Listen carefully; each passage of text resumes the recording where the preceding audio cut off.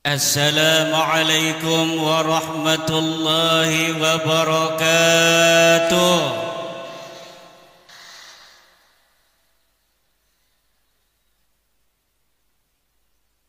Assalamualaikum warahmatullahi wabarakatuh.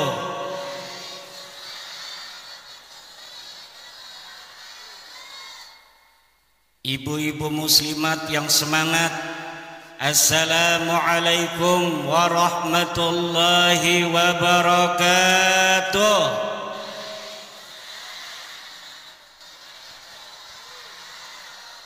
Siapa kita? Siapa kita? NKRI. Alhamdulillah. Alhamdulillahil malikil hakim, al-jawadil karimil azizir rahim, fattariqu ilaihi wadihun lil qasidin, waddalilu alaihi laihun lin nadhirin. Wassalatu wassalamu ala sayyidina Muhammadin wa ala alihi. Ya Hannan ya Mannan, ya Dayyan ya Sultan, ya Dzal Jalali wal Ikram. Amma ba'du, faya ashabal fadail, para alimil ulama, wabil khusus Rais Syuriah PCNU Kabupaten Garut, sahibil fadilah Kiai Haji Amin, pimpinan Pondok Pesantren As-Sa'adah, Ketua Tanfidiyah PCNU Kabupaten Garut, Kiai Haji Encep, Kiai Haji Aceng Abdul Rahim, Ketua MUI Kabupaten Dandim dan jajarannya, para lembaga-lembaga dan Banom NU Kabupaten Garut, RMI PCNU Garut, LBM PCNU Garut, Lakspedam PCNU Garut, dan yang paling membanggakan Pagar Nusa PCNU Kabupaten Garut, yang pada hari ini ketuanya menjadi ketua panitia halal bihalal PCNU Garut, ketua muslimat PCNU Garut, ketua Ansor PCNU Garut, ketua IPNU, dan seluruh ketua MWCNU se-Kabupaten Garut, serta seluruh ketua ranting se-Kabupaten Garut. Semoga Allah melimpahkan keberkahan kepada seluruh pengurus NU Kabupaten Garut, dan tak lupa kepada seluruh warga Nahdliyin, warga Nahdliyat Kabupaten Garut.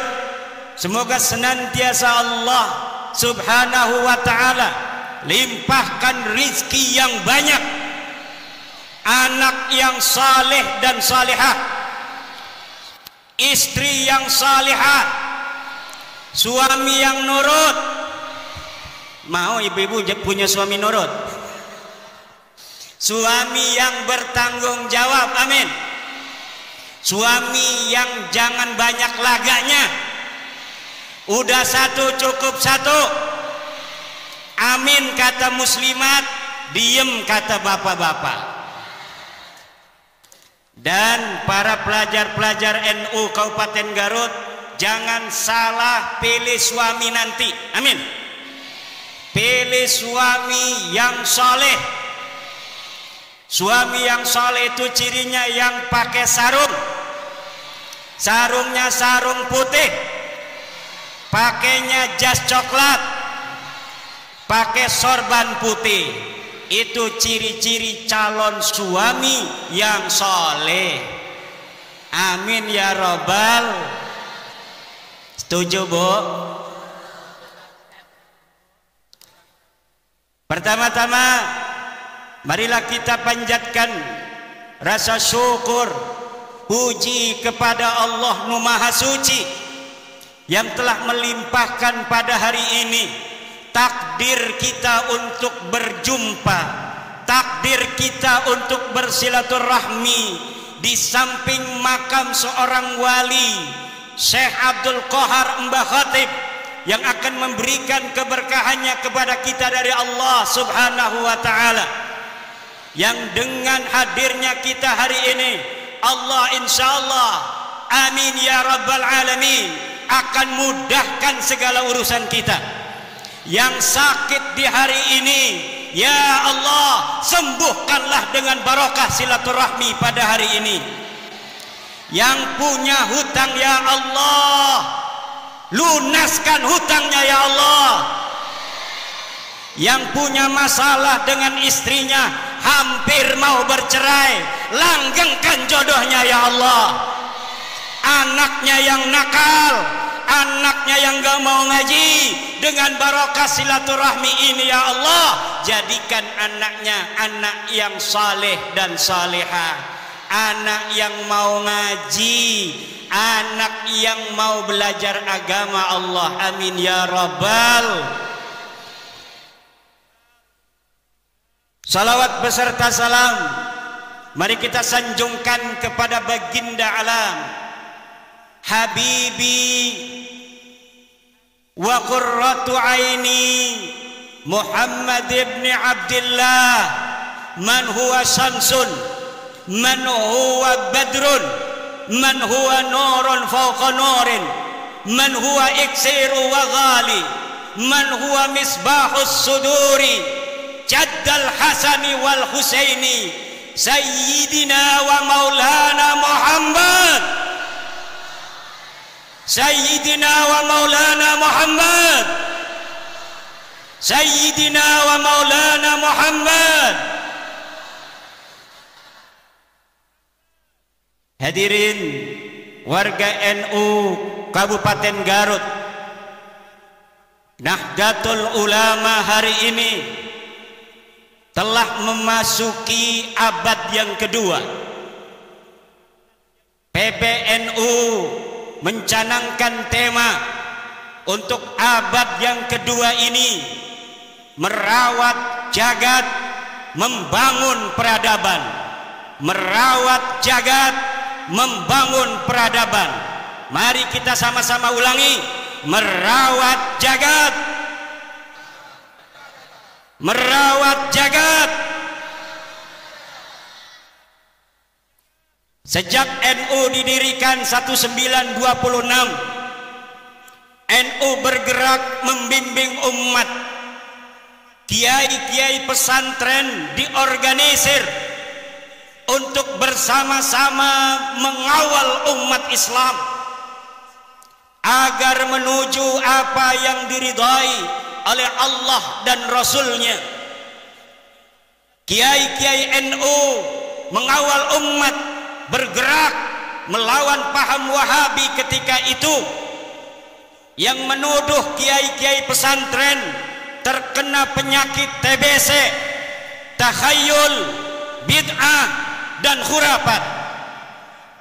Kiai-kiai kita juga sejak berdirinya mengawal bangsa Indonesia untuk mencapai kemerdekaan Indonesia. Setelah merdeka 1945, Rais Akbar Nahdlatul Ulama Hadratus Syekh Hasyim Asy'ari membuat fatwa resolusi jihad, kewajiban untuk setiap umat Islam untuk mempertahankan negara kesatuan Republik Indonesia yang baru saja dimerdekakan. Dari mulai resolusi jihad tanggal 22 Oktober, umat Islam di seluruh Indonesia karena sudah adanya fatwa ulama bahwa kita wajib mempertahankan negara kesatuan Republik Indonesia ini, maka tanggal 10 November umat Islam di Jawa Timur bergerak menuju satu titik untuk mengusir tentara sekutu yang waktu itu sudah datang ke Surabaya. Puluhan ribu anak-anak santri turun bersama bangsa Indonesia lainnya di dalam mempertahankan keutuhan negara kesatuan Republik Indonesia. Ribuan nyawa melayang, tapi nyawa yang melayang itu tidak ada artinya kalau dibandingkan kebahagiaan anak cucunya kita di hari ini. Leluhur kita yang telah menjadi syahid, leluhur kita yang telah menjadi pahlawan, di antara mereka ada yang dikenal, ribuan lagi tidak ada yang tahu. Mungkin leluhurnya mati ketika itu, anak cucunya hari ini tidak tahu di mana entah kuburnya. Tetapi perjuangan mereka telah menghasilkan kita kedamaian di hari ini, ketertiban dan kemerdekaan. Maka ini nikmat yang tidak boleh oleh kita warga NU dilupakan, untuk senantiasa menjaga negara warisan para leluhur-leluhur kita ini. Jangan sampai negara ini berkuasa. Nahdlatul Ulama bersama elemen-elemen bangsa lainnya hadir di pemerintahan. Kemudian pada tahun 1965 Nahdlatul Ulama, kiai-kiainya, ansor bansernya bersama-sama elemen bangsa lainnya, dari muslimnya, dari kristennya, dari budanya, dari hindunya, dari kaum hujunya, mengusir dan membasmi Partai Komunis Indonesia yang hendak berkhianat terhadap bangsa Indonesia ini. Kemudian pada saat Orde Baru berkuasa, Nahdlatul Ulama tidak purek, kata orang Jawa Banten. Nahdlatul Ulama bahkan adalah satu-satunya ormas Islam yang pertama menerima Pancasila sebagai asas tunggal yang digagas oleh Bapak Soeharto.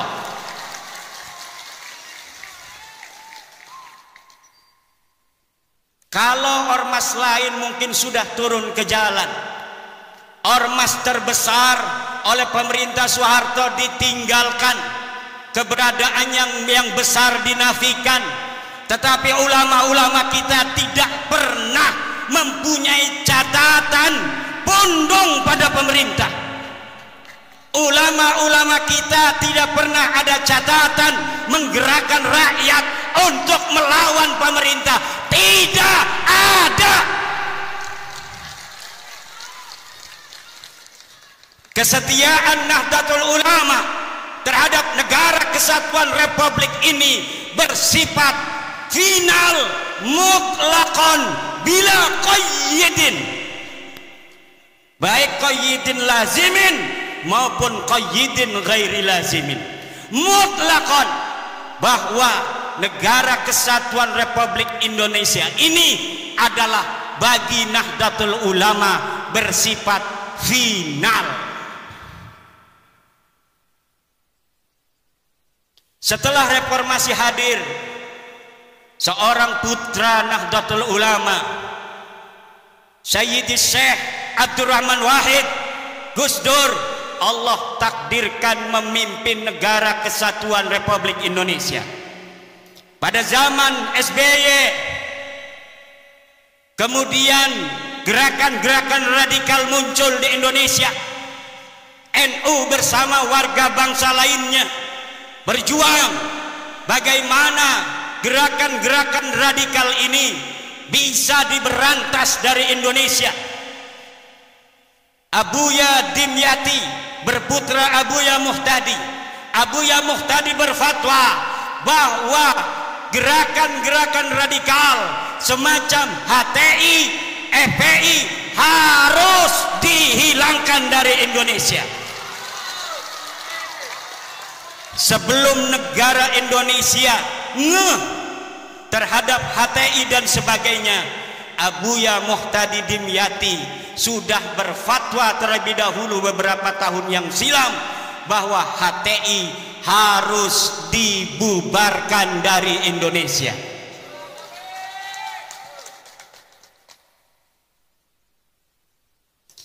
Kemudian hari ini Nahdlatul Ulama bersama warga bangsa lainnya tetap setia mempertahankan Indonesia, apalagi setelah putra terbaik Nahdlatul Ulama Kiai Haji Ma'ruf Amin bersama sama Presiden Joko Widodo memimpin negeri ini adalah beban yang lebih berat bagi warga Nahdlatul Ulama yang harus menunjukkan ketika guru kita bersama ada di puncak pimpinan, bagaimana kita warga Nahdlatul Ulama harus menjaga ketertiban, kedamaian di seluruh pelosok negeri Nusantara ini, saudara.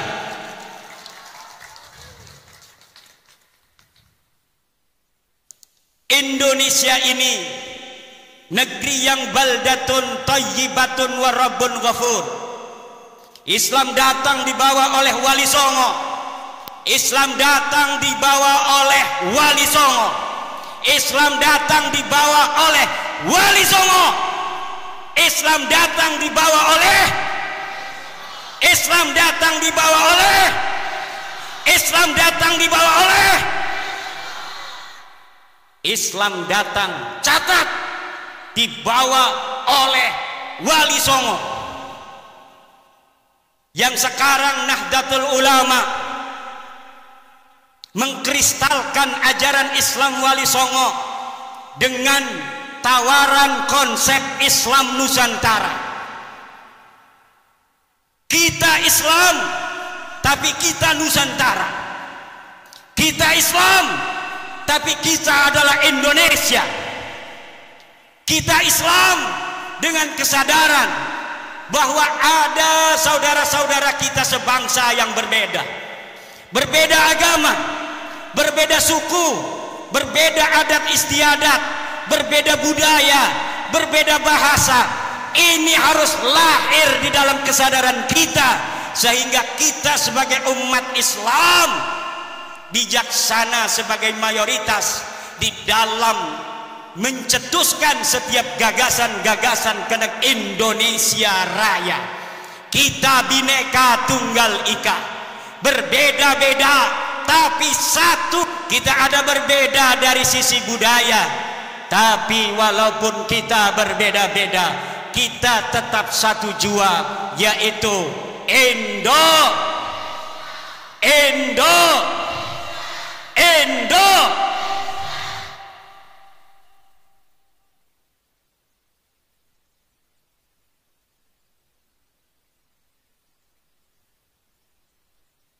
Para pendahulu kita mengatakan bahwa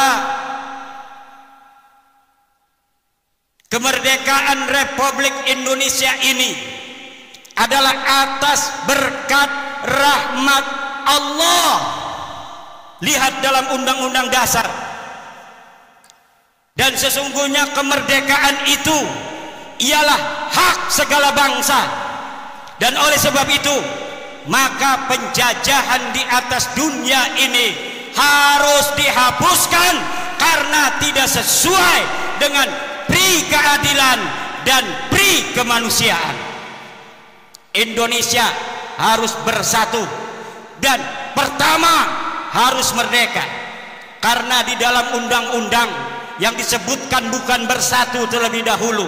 Bersatu kalau masih ada satu suku bangsa merasa lebih tinggi derajatnya dari bangsa lainnya di Indonesia.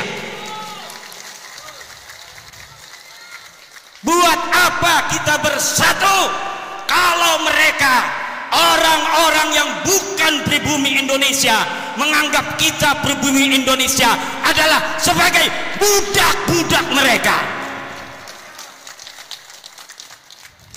Wahai pemuda-pemuda Garut, hai pemuda-pemudi Jawa Barat, hai pemuda-pemudi Pajajaran, hai putra-putri Siliwangi, hai putra-putri Aceh, hai putra-putri Sumatera, hai putra-putri Kalimantan, hai putra-putri Sulawesi, hai putra-putri Maluku, hai putra-putri Papua, hai putra-putri Nusa Tenggara, hai putra-putri Bali, hai putra-putri Madura, hai putra-putri tanah Jawa, kalian adalah pewaris-pewaris negeri Indonesia ini.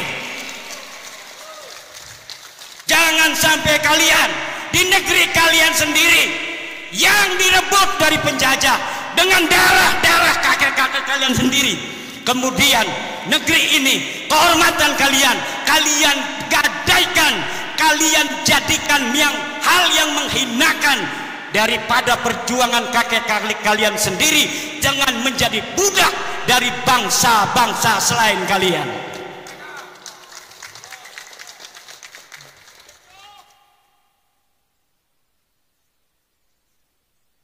Tidak boleh dalam negara yang disebut Negara Kesatuan Republik Indonesia ini orang Jawa Barat merasa lebih baik daripada orang Jawa Timur. Tidak boleh.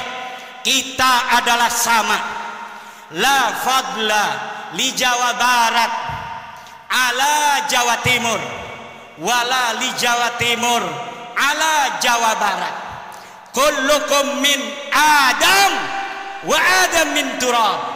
Semua kalian adalah ada darahnya turunan Nabi, yaitu Nabi Adam, dan Adam berasal daripada tanah, maka kalian dengan yang lainnya adalah sederajat.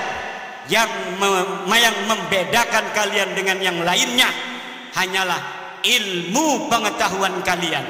Yang membuat kalian mulia adalah takwa kalian, bukan nasab dan darah kalian.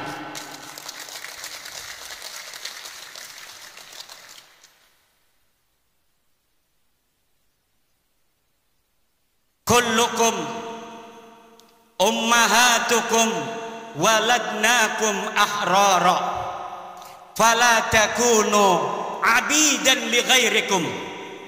Ibu-ibu kalian melahirkan kalian dalam keadaan merdeka, maka jangan sampai kalian menjadi budak-budak dari selain kalian.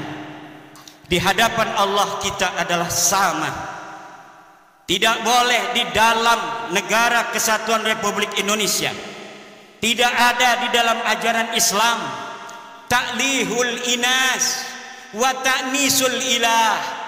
Tidak ada menuhankan manusia dan memanusiakan Tuhan. Yang ada adalah kita wajib untuk tunduk dan patuh hanya kepada Allah Subhanahu wa ta'ala. Kita diperintahkan oleh Allah hanya taat kepada Allah dan taat kepada orang-orang yang diperintahkan oleh Allah untuk kita taati. Siapa dia? Atiullaha wa atiur rasula wa ulil amri. Taatilah Allah, taatilah Rasulullah, dan taatilah orang yang mengurus kalian. Walaupun dia bukan keturunan daripada Raden, kalau dia jadi RT wajib dia ditaati karena dia adalah ulil amri.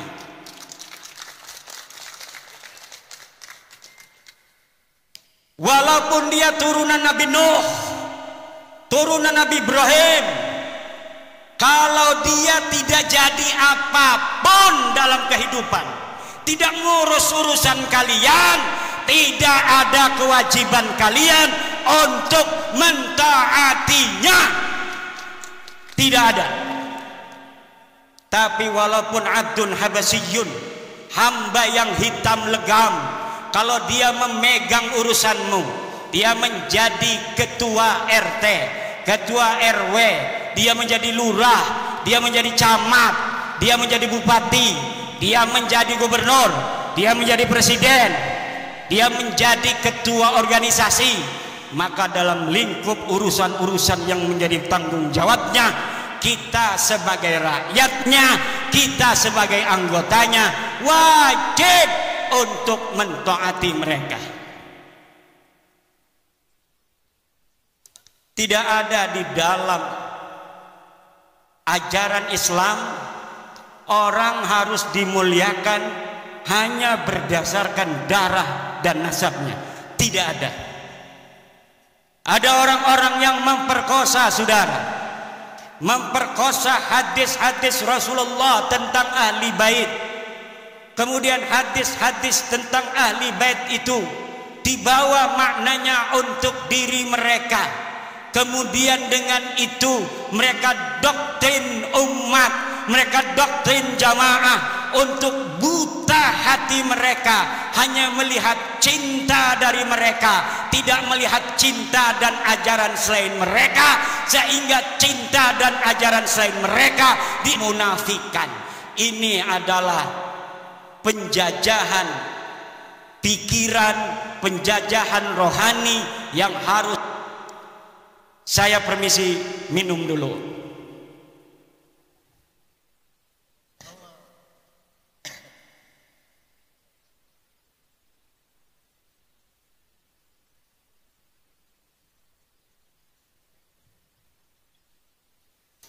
Allah berfirman, "Walaqad karramna bani Adam." Dan sungguh kami telah memuliakan anak Adam. Allah lah yang telah memuliakan kalian, wahai orang Garut, wahai orang Limbangan. Maka jangan hinakan kalian di hadapan siapapun atas nama apapun, kecuali di situ ada perintah Allah Subhanahu wa taala. Kehinaan yang diperbolehkan adalah kehinaan di hadapan orang tua kita. Wahfid janah, harus tawadhu, harus menghinakan diri di hadapan ibu kita, di hadapan ayah kita. Wa man fi ma'nahuma indal ulama wa huwal masyayikh. Kalau dia bukan ibu kalian, kalau dia bukan ayah kalian, kalau dia bukan guru kalian, walaupun katanya dia kiai, walaupun katanya dia ulama, maka tidak ada kewajiban bagi kalian untuk menghormatinya dengan menghinakan orang tua dan guru kalian yang mengajari kalian sendiri. Artinya apabila ta'arud antara menghormati orang tua dengan menghormati ulama itu, maka orang tua harus didahulukan terlebih dahulu. Sekarang ini doktrinnya beda. Kalau engkau mencintai cucunya Rasul, walaupun ibumu sakit, maka engkau harus hadir apabila ada panggilan juang. Kalau ada panggilan jihad. Jihad apa? Negeri kita ini sedang tenang, saudara. Negeri kita ini aman, tentram. Ngedengerin ceramah juga bisa sambil beli cilok, ngedengerin ceramah juga bisa sambil ngopi, bisa sambil ngerokok. Banser begana begini juga nggak ada apa-apa sebenarnya mah, pura-pura sibuk, aman tentram, betul nggak? Cuma Banser ingin menunjukkan penghormatan pada kiai-kiai saja. Sebenarnya nggak ada apa-apa. Negeri kita ini aminatan mutmainnah, aman dan tentram.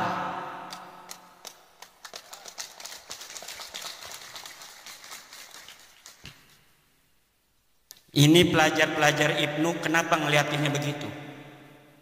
Apalagi mikir ini punya istri belum ya?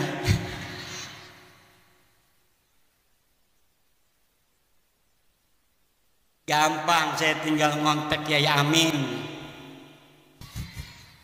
Ya iya. Saudara-saudara kaum muslimin rahimakumullah, yang terjadi hari ini adalah orang-orang yang memegang mic, tapi dia tidak memegang hati. Dia asal bicara, walau kadangkala menyakiti ratusan juta bangsa Indonesia. Bagi yang cinta pada dia karena sudah buta, mereka membenarkan mereka karena yang diajarkan adalah kebutaan. Yang diajarkan cinta, dipanggilnya pengikut itu muhibbin. Tidak seperti Rasulullah memanggil pengikutnya dengan sebutan ashab. Imam Syafi'i memanggil murid-muridnya ashab. Para kiai memanggil pengikutnya santri. Tidak ada yang memanggil muhibbin. Para pecinta itu tidak ada, saudara. Muhibbin itu buta kan, sehingga yang menjadi pengikut mereka amat disebut ashab. Maka ketika Nabi Muhammad tiada, murid-muridnya para sahabat ini kemudian menjadi orang-orang tinggi derajatnya, bahkan bisa mengalahkan Rasulullah, dapat menguasai tanah yang lebih luas, sehingga mereka tanah yang dikuasai itu menyebut la ilaha illallah. Itulah murid-murid Rasulullah yang disebut ashab, bukan disebut muhibbin. Kemudian murid-murid Imam Syafi'i disebut ashabus Syafi'i, sahabat-sahabat Imam Syafi'i. Maka mereka kemudian menjadi ulama-ulama besar sepeninggal Imam Syafi'i. Cucu-cucu muridnya juga menjadi ulama-ulama besar. Kemudian cucu-cucu muridnya menjadi ulama-ulama besar. Mereka yang disebut sebagai ashab adalah mereka yang dididik untuk lebih mulia dan lebih pintar dari gurunya. Sementara mereka yang disebut muhibbin hanya dijadikan anak buah yang untuk mengorbankan diri bagi yang dicintainya.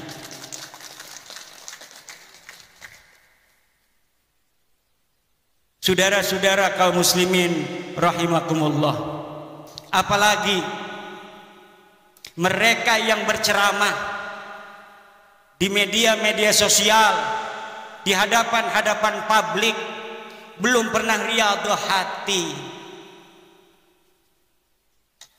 belum mencapai syarat yang sempurna. Syekh Abdul Qadir Jailani mengatakan, la yanbaghi li faqirin ayyatasadda wa yatasaddara li irsadin nas illa in a'tahu Allahu ilmal ulama wa siyasatal muluk wa hikmatal hukama. Tidak segarutnya. Layam bagi itu maknanya tidak segarutnya. Kalau orang Jogja tidak seyogianya. Kalau orang Banten tidak sebantennya. Kalau orang Cigawir layam bagi tidak segawirnya. Li fakirin, untuk seseorang untuk berceramah di hadapan manusia kecuali dia telah diberikan ilmunya para ulama, politiknya para pemerintah, dan hikmahnya para aulia-aulia Allah. Kalau orang telah memiliki tiga, pertama dia adalah ilmu dari para ulama, dia telah pantas berbicara karena sudah banyak ilmunya. Dia sudah ta'lim puluhan tahun di pondok pesantren. Kemudian dia mengerti siyasatal hukama, politiknya para pemerintah. Kadang-kadang politik itu li siyasatin nas, sesuatu yang kelihatannya tidak baik untuk satu kelompok, tetapi hal itu manfaat dan maslahatnya baik untuk masyarakat yang lebih luas. Pemerintah kadang-kadang harus melakukan hal-hal yang demikian. Yang ketiga adalah hikmatul hukama. Dia harus mempunyai hikmahnya para aulia-aulia Allah, kasih sayang dan cinta di hati. Tidak setiap ilmu itu saudara bisa untuk diberikan di hadapan publik seperti ini. Yang harus diberikan ke hadapan publik seperti ini adalah apa yang menggerakkan mereka untuk mendekatkan diri kepada Allah dan menghilangkan perbudakan pikiran yang menggelantung di hati-hati masyarakat, sehingga pencerahan itu akan membuka dirinya untuk menjadi manusia yang merdeka, manusia yang betul-betul tidak menjadi budak daripada manusia lainnya. Saudara-saudara, sebenarnya saya ingin lama untuk berceramah, tetapi suara ini karena saking semangatnya di negeri sendiri, karena saya walau dari Banten tapi ada kata orang tua, ada silsilah nasab ke Bandung, Garut dan Sumedang Larang. Kalau di DNA, kalau berani DNA ya, berani nggak tes DNA? Berani nggak tes DNA? Berani nggak tes DNA?